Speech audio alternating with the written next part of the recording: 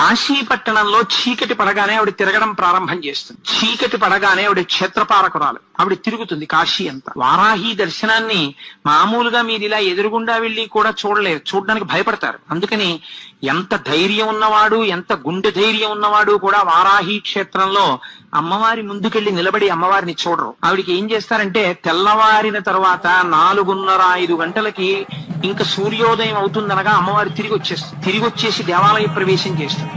అర్చకులు కూడా ఒక్క 10 నిమిషాలు 20 నిమిషాలు లోపలుండి గబగబా అమ్మవారికి పూజ చేసేసి తలుపులు వేసేస్తారు. ఆవిడ పగటి పూట పడుకుని నిద్రపోతుంది. కాబట్టి మీరు సూర్యోదయం అయిపోయే లోపల వారాహి దర్శనం చేసేయాలి. వారాహి దేవాలయం పైకి వెళితే స్లాబ్ కి కన్నాలు ఉంటాయి, ఒక 4-5 కన్నాలు. అక్కడ నిలబడి మీరు ఆ కన్నాల్లోంచి చూస్తే వారాహి రూపం కనపడుతుంది. అసలు ఆ కన్నంలోంచి అమ్మవారిని చూస్తేనే అమ్మ బాబోయ్ అని ఒళ్ళు పులకరించాలని నిలబడిపోతారు. అలా ఉంటుంది ఆవిడ తేజస్సు.